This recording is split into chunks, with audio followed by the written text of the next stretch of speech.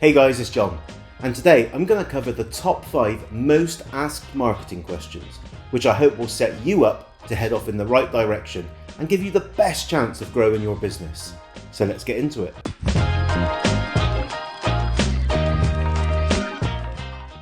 Before we get started, if you're interested in the best ways to grow your business, then please subscribe to this channel. That way, you'll get notified whenever I post a new video. And if you like this one, make sure you hit the like button to help spread the word. Question 1. Where should I focus my attention when putting together a marketing campaign? Firstly, campaign is the wrong word, as it assumes there's a certain number of things that you can do when carried out in the right order for a certain amount of time. The campaign will be over and you can just judge the success. Marketing is about an ever-evolving strategy that develops based on what you learn about your business and your target audience. The first thing you need to focus on when you put together your marketing plan is how you can review, revise, and adapt it to increase your results.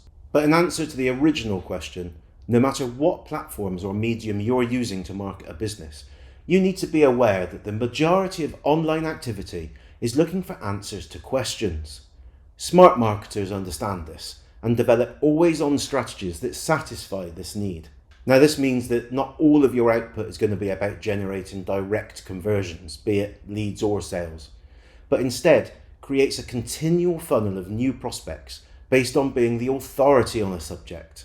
This may mean that you end up generating more educational or at least non-promotional content, which many people feel is a waste of their time and effort.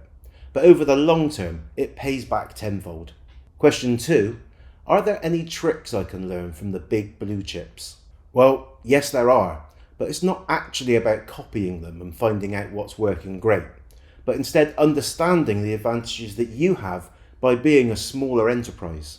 Firstly, large companies think that they have more authority than they do, and mostly end up talking about themselves rather than to their target audience. This stems from a pre-online world where huge weight was placed on print, TV and radio advertising. But today, the world is much different, with a more equal playing field having been created with digital. Smaller companies are much better equipped to stay focused on what matters most, the customer. And we see this time and time again, with startups quickly finding themselves becoming the market leaders. Secondly, smaller businesses have much less infrastructure and layers of management to navigate. It's not uncommon to find that the larger companies are outmaneuvered with better customer service, more engaging content, and a higher quality communication directly on social media.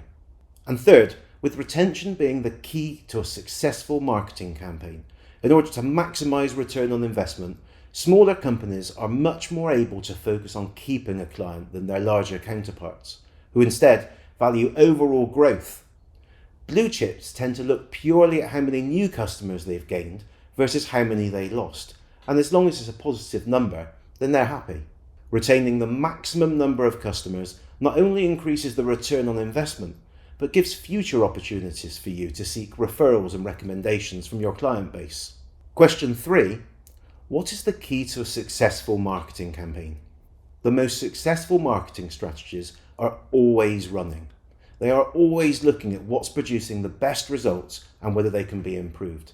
They may make small tweaks to content and interactions online to deliver higher returns, and they monitor their target audience's behaviour to ensure that they stay relevant. The overriding key to successful marketing is paying attention, monitor results, and adapt your efforts accordingly. Question 4. Where do most people go wrong? Now, small businesses can sometimes be so desperate to generate leads or sales that they focus too much on the last stage of the process. Your marketing process needs to match what your target audience is prepared to do, and that is very rarely an immediate conversion. Taking a sales funnel, for example, for every conversion, there will be 10 people partway through the process and 100 people right at the beginning of the funnel.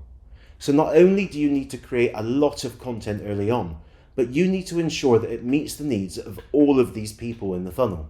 For the first 100 people, they won't even be sure what the solution is to their problem and whether you can solve it. So keep your content light and focus on why a problem exists and why your solution is the right one.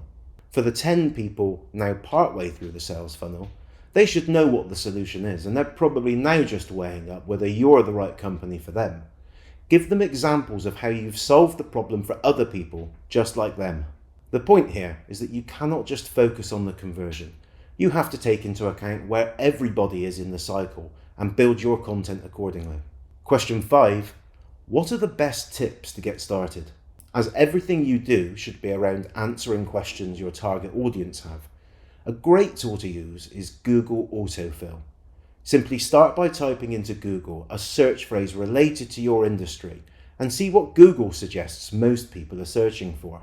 There may well be lots of paid tools out there that go into much more detail on things like search volumes and competitiveness. But as a starting point, the autofill tool is massively underrated. Once you have a list of search phrases and topics, put them all into a document and then use Google Trends to understand which might be the most important. If you find a search phrase that you think is less important or doesn't warrant a specific piece of content in its own right, then consider using it as a header within another piece of content. Another great way to find content titles is to use social media channels that are related to your industry. If you're primarily B2B, then you could use LinkedIn, for example, and see what sorts of questions people are using for polls. If you're into fashion, then Instagram will have tons of inspiration for you. Too many people just listen to their gut and write about what they think that people want to know. But researching in these ways can be the difference between success and failure. Finally, monitoring your success is absolutely key. Not just to know if what you're producing is working, but to try out new ideas and judge them against the previous metrics. There are lots of free tools like Google Analytics and Google Search Console for search, and most social networks have their own analytics that you can use for free. But if you have external data sources, then I highly recommend you check out Google Data Studio, as it can collate all of your data into one space. I really hope you've enjoyed this video. If you have, I'd appreciate the like to help spread the word. If you want to see more, then make sure you hit the sub button. And if you have any questions, leave me a comment below. Cheers then.